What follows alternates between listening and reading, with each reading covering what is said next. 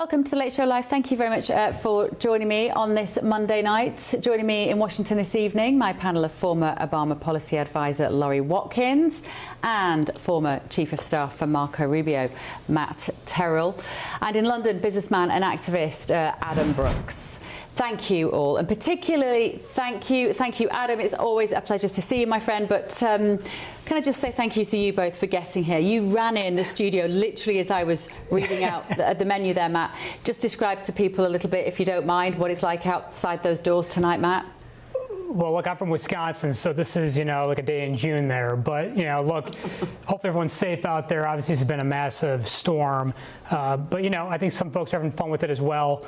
But obviously we want people to be safe out there. Yeah. I think that we hear, Laurie, there's been at least a dozen people have lost their lives in the last sort of 24, 48 hours in America. Here in DC, though, life trying to return back to normal. The roads have been gritted largely, but still the advice is stay at home. Yes, absolutely. The government is telling everyone to stay home as well. Schools, I think, are closed again tomorrow from what I saw for DC. So stay safe out there. Yeah, absolutely.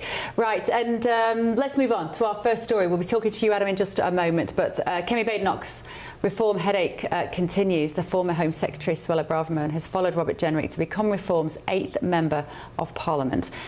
Suella Braverman is the 27th current or former Tory MP to join Nigel Farage's ranks, with more expected ahead of his 7th of the May deadline. Here's what she had to say about the Conservative Party.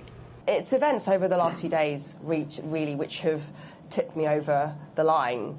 The fact that it is a very toxic environment. There is now a concerted effort to expunge from the party anyone who wants robust borders, who wants a tough approach to law and order. Anyone on the right of British politics, there is a witch hunt, and they are, demanding pledges of allegiance to the supreme leader.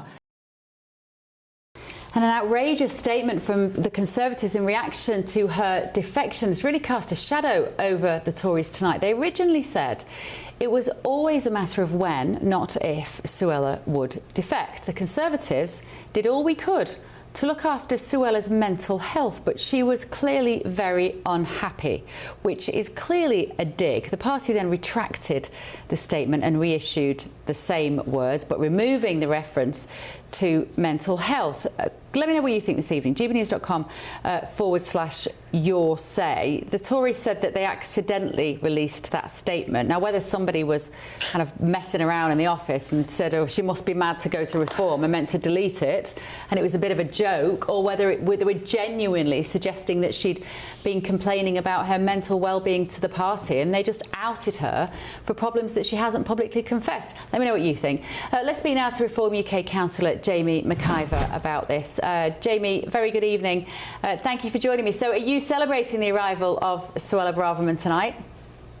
Well, I'm delighted Suella has joined the party. I knew her when I was in the Conservative Party myself. I think she's going to be a fantastic addition to Reform UK. But to be honest, I'm just celebrating that the true colours of the vile Conservative Party are now, the mask is slipping every single day. The true colours behind that organisation. I thought that statement against Suella was not just nasty, but it also proved the lack of seriousness the Conservative Party take mental health.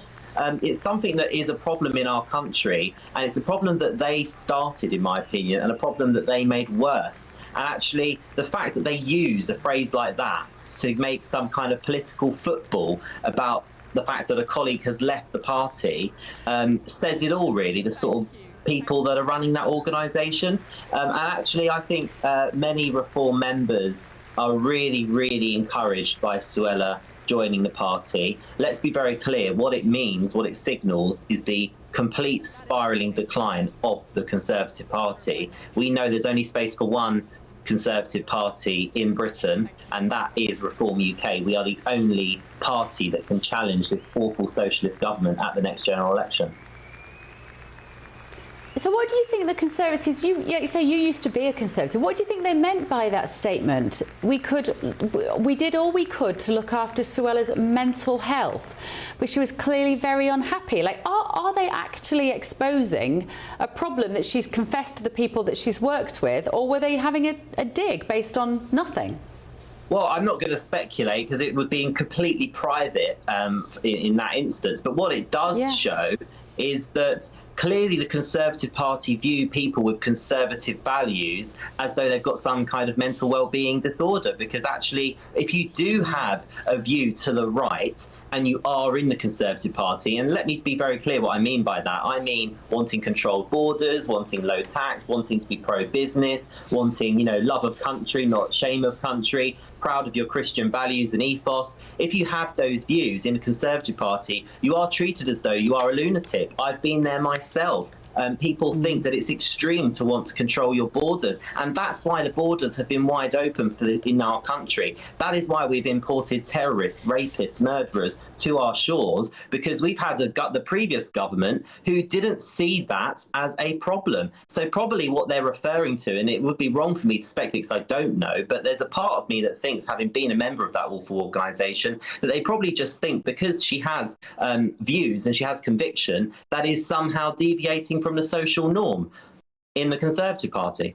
Let's Jaymey, let's bring in Adam Brooks. I'm sure Adam will have a strong opinion on this today. Adam, now Reform have so many of Boris Johnson's former cabinet members, effectively ministers under Boris. They've had his Chancellor in Zahawi, they've got his Community Secretary in Jenrick, Culture Secretary in Nadine Dorries, they've got Braverman, who was Home Secretary and also Attorney General under Boris Johnson, they've got Political Secretary in Danny Kruger.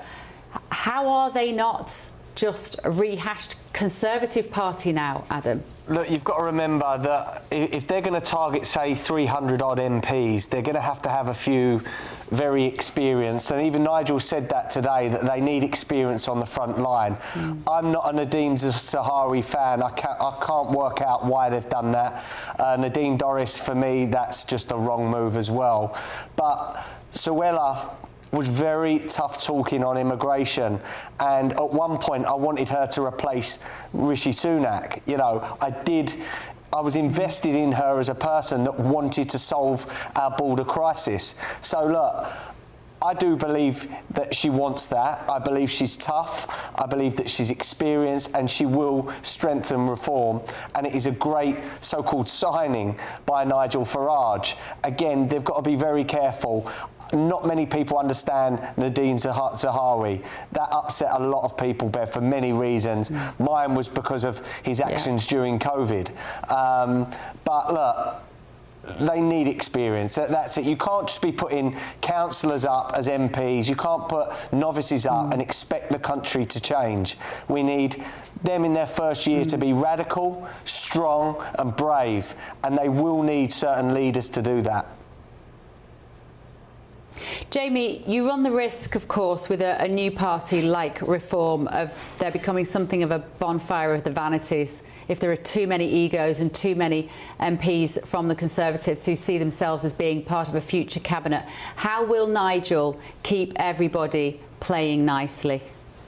Well, I can assure you, Beth, that there are 270,000 members of this political party. They feel totally betrayed by the previous Conservative government, and they can't stand this current government for what they are doing to our country. And there is no way the membership, the ordinary Reform members that I have the pleasure of working with wherever I get to travel across the country, there is no way they are going to let anybody come into our party and be in any way challenging to Nigel Farage's mission and our joint mission to make Nigel Farage Prime Minister.